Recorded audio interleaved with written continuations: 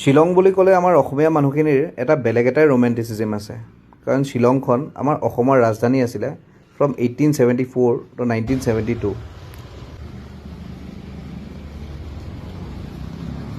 ठीक है अंकल हाँ আৰু মই ভাবোঁ as memory travels through the genes আমাৰ পূৰ্বপুৰুষসকলে শ্বিলঙৰ কথা শুনিছিলে জানিছিলে বা নিজে আহি দেখিছিলে আৰু সেইবাবে আমাৰ অসমীয়া মানুহখিনিৰ শ্বিলঙৰ প্ৰতি এটা বেলেগ ধৰণে মৰম আছে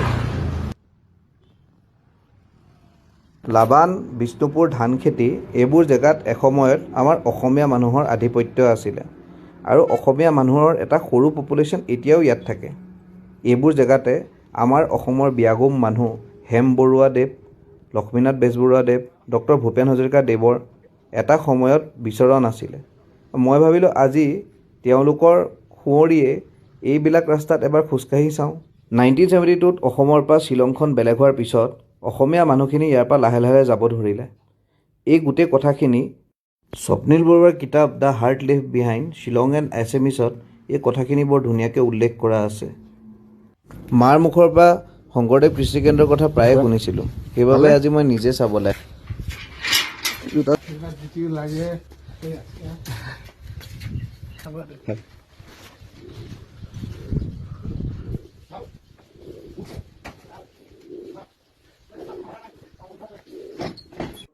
শ্বিলং ফুৰিব আহিলে আমাৰ অসমীয়া মানুহবিলাকে এনেকুৱা জেগাবিলাকলৈও আহিব পাৰে কিন্তু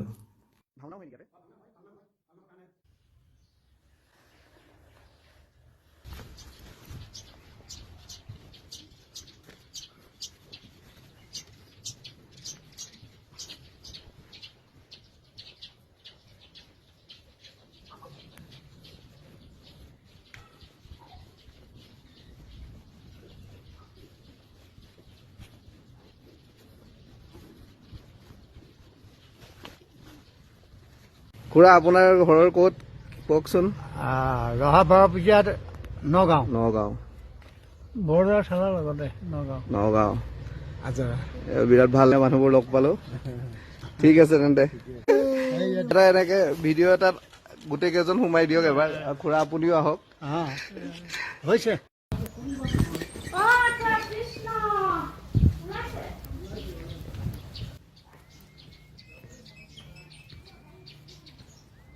বিষ্ণুপুৰৰ নামঘৰৰ পৰা ওলাই মই এক মুহূৰ্তৰ কাৰণে নিজকে পাহৰি গৈছিলোঁ সেইকাৰণে মই শংকৰদেৱ কলেজখনৰ কথা পটককৈ পাহৰিয়ে গৈছিলোঁ মই আকৌ ঘূৰি গ'লোঁ শংকৰদেৱ কলেজখন চাবৰ কাৰণে কলেজখন 1962ত এষ্টাব্লিছ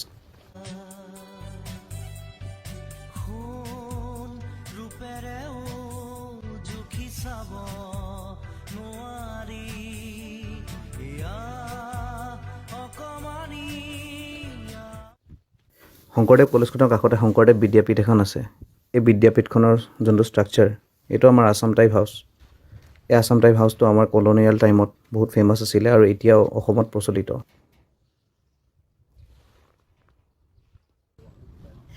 1897ত ডাঙৰ ভূমিকম্পটো হোৱাৰ পিছত আমাৰ ব্ৰিটিছ গভৰ্ণমেণ্টে জাপানীজ ইঞ্জিনিয়াৰ্ছবিলাকৰ লগত লগ লাগি আমাৰ লোকেলি এভেইলেবল ৰিচ'ৰ্চেছবিলাক লগাই এটা নতুন টাইপৰ ঘৰৰ ডিজাইন ষ্টাৰ্ট কৰিছিলে সেইটোকে আমাৰ আছাম টাইপ হাউচ বুলি কয় আৰু এতিয়াও অসমীয়া ঘৰবিলাকত আছাম টাইপ ঘৰটোৰ এটা বেলেগেই মহত্ব বহুত মানুহে এতিয়াও অসমত আছাম টাইপ ঘৰবোৰ প্ৰিজাৰ্ভ কৰি ৰাখিছে মই ভাবিলোঁ আজি এই ৱাকটোত ময়ো লাবান বিষ্ণুপুৰত থকা মোৰ মাৰ মুখত শুনা আছাম টাইপ ঘৰবিলাক এবাৰ বিচাৰি চাওঁ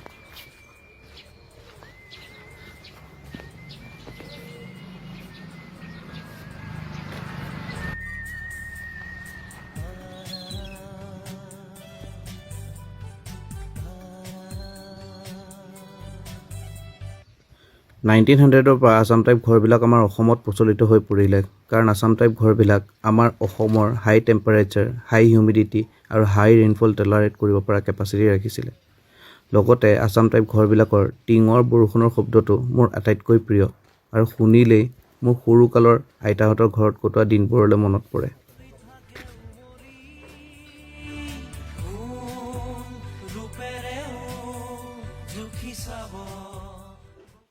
কিমান আচৰিত লাগে ন কিমান ওচৰত থাকিও আমি কিমান দূৰত হৈ গ'লোঁ এই নষ্টালজিয়াবিলাক যোন মানুহে চাগে শ্বিলঙত থাকিছিলে তেওঁলোকে কিমান ফিল কৰে চাগে এনিৱে মই এতিয়া বিষ্ণুপুৰৰ পৰা লাবনলৈ খোজকাঢ়ি আছোঁ আৰু তাৰ লগে লগে মই প্ৰতিজন অসমীয়া যোনে শ্বিলঙত নিজৰ সময় পাৰ কৰিছে তেওঁলোকক স্মৰণ কৰিছোঁ।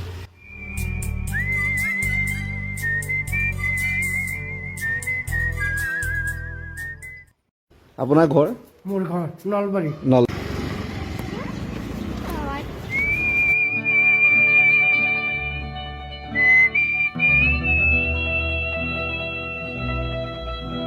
লাবান is one of the oldest localities of Shillong. লগতে লাবানৰ মহত্ব আমাৰ অসমীয়া মানুহবোৰৰ বহুত বেছি।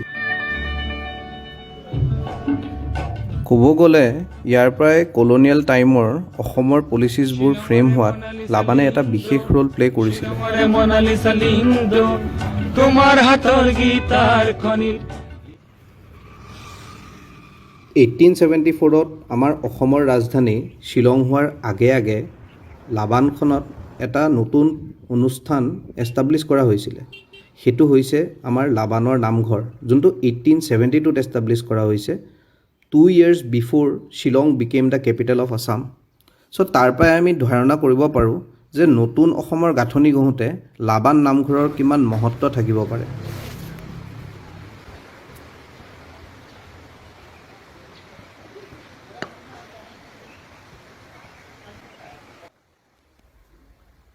মই ভাবোঁ মোৰ ভিডিঅ'বোৰ চাই থকা প্ৰতিজন অসমীয়াই ইয়ালৈকে আহি নিজৰ দান বৰঙণি আগবঢ়াই আকৌ এবাৰ পাহৰি যোৱা অসমৰ স্মৃতিবোৰ যেন ৰোমন্থন কৰে।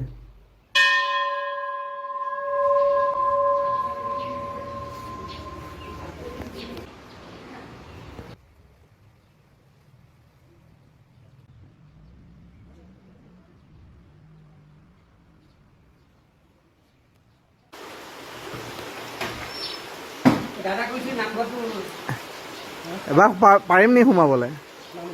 হা? এই লাবান আপোনাৰ আসাম ক্লাব আছে না? हाँ তাত আছে। अच्छा आसाम का बहुत जमीन है। हाँ आसाम का बहुत जमीन है। जमीन है है जैसा शंकरदेव कॉलेज है। এনে এফালে দি যাব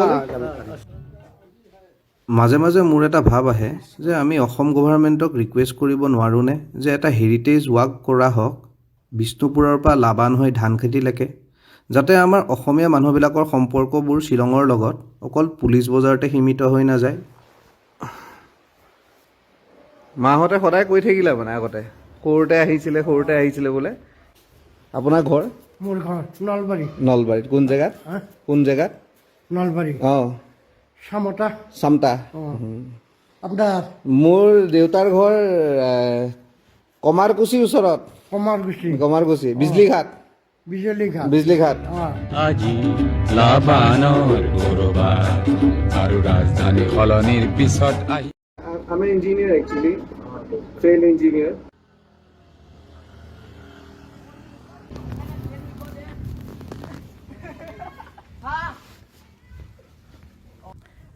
নাইনটিন ফৰ্টিনৰ পৰা 1918লৈকে World War I হৈছিলে।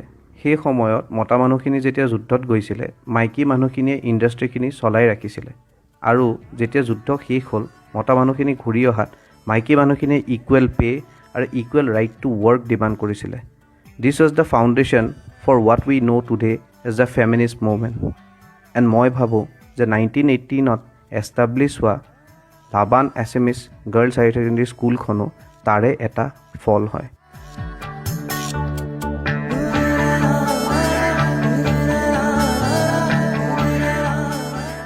এই 1874ত বৰ অসমৰ ৰাজধানী শ্বিলং হ'ল আৰু লাহে লাহে এডমিনিষ্ট্ৰেটিভ কামবোৰৰ কাৰণে অসমীয়া মানুহবোৰ শ্বিলং শ্বিফ্ট হ'ব ধৰিলে। বাই 1892-94 অসমীয়া বেংগলী কমিউনিটি এটা লাবানৰ আশে পাশে গঢ় লৈ উঠিলে।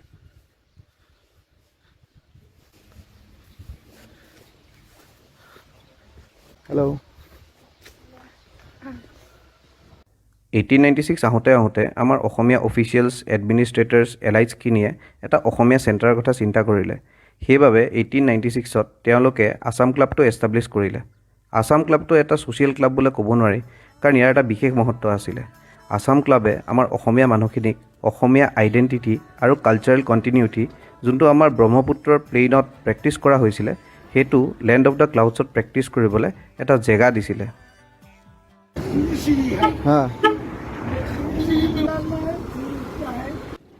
1905ত লৰ্ড কাৰ্জনে অসমখন বেংগলৰ লগত ক্লাব কৰি ইষ্ট বেংগল ফৰ্ম কৰিছিলে। পাৰ্টিশ্যন অফ বেংগলৰ নিচিনা কিছুমান ঘটনাই অসমীয়া ছ'চাইটিক ইনক্লুডিং আছাম ক্লাবক ফ'ৰ্চ কৰিছিলে to make a SMS stand at Laban. আৰু সেইটো কাৰণে ইন 1918 লোৱাৰ প্ৰাইমেৰী এখন স্কুল লাবানত এষ্টাব্লিছ কৰা হ'ল আৰু এই স্কুলখনে ইন ফিউচাৰ গৈ লাবান এছএমিছ গাৰ্লছ হায়াৰ ছেকেণ্ডেৰী স্কুলৰ নাম ল'লে। I'm an engineer actually, trained engineer. Okay. Sorry. It's okay. Are you eating here? Yeah. Here for the bike? I want to. সেইটো সময়ত অসমীয়া আৰু বেংগলী কমিউনিটি দুয়োটাই বইজ এডুকেশ্যনৰ ওপৰত বিশেষ গুৰুত্ব দিছিলে আৰু সেইবাবে বহুতকেইখন বইজ এডুকেশ্যনেল ইনষ্টিটিউশ্যন লাবানৰ ইন এণ্ড এৰাউণ্ড এষ্টাব্লিছ কৰা হৈছিলে। কিন্তু মই আজি Laban SMS girls higher secondary স্কুলখনৰ বিষয়ে ক'ব খোজোঁ কাৰণ মই ভাবোঁ ৱমেন এম্পাৱাৰমেণ্ট আৰু ফেমিনিষ্ট মুভমেণ্টৰ এটা ডিৰেক্ট উদাহৰণ, one of the first institutions in the region বুলি ক'ব পাৰি। একটু বাঙালি জানি লুইতৰ পাৰৰে আমি ডেকা ল'ৰা মৰিবলে ভয় নাই। ৰোমেণ্টিচিজম অফ শ্বিলং এজ এন এছএমিছ ছিৰিজটোৰ শেষৰটো ভিডিঅ'ত মই সেই সময়ৰ মোৰ ভাৱত চবতছে ইম্পৰ্টেণ্ট ইনষ্টিটিউশ্যন আছাম ক্লাবৰ কথা ক'ব খুজিছোঁ। 1896ত এষ্টাব্লিছ কৰা আছাম ক্লাবে আমাৰ অসমীয়া মানুহখিনিক এটা মিটিং পইণ্টৰ অপৰচুনিটি দিছিলে শ্বিলঙত।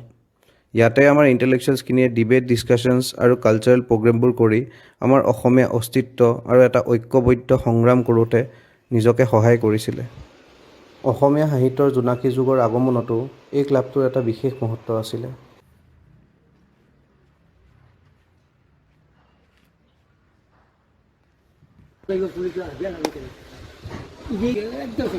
ওকে ওকে ঠিক আমি আসাম থেকে আসামিস আমি আসামিস একটু একটু বাঙালি জানি।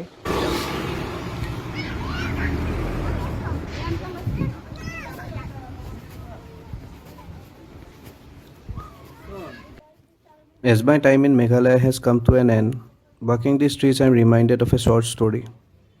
In a grand old house, two brothers grew up together. The elder brother would act out of love and extreme possessiveness. However, his actions sometimes left the younger brother unheard and frustrated. The younger one is grown up now, and he carves for his own space and identity. But in their conflict, they should realize that it is slowly eating away their shared legacy, history, foundations, with opportunists circling their ancestral homelands. Though their conflict is far from resolved, I think minor disagreements can be approached by them with a hint of love, care, mutual respect and understanding of each other's aspirations. They need to understand that the future of the grand old house hangs in a balance.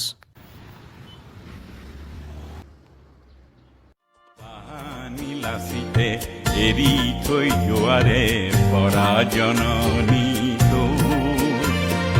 লঘু লাঞ্ছনাৰে দুখে বেজাৰৰ আজিও নপৰিল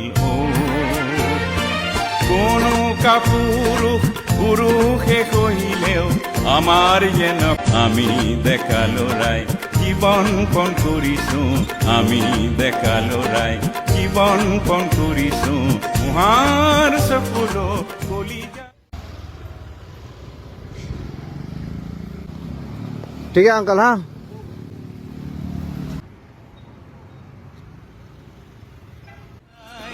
লুইতৰ পাৰৰে আমি ডেকা ল'ৰা মৰিবলে ভয় নাই।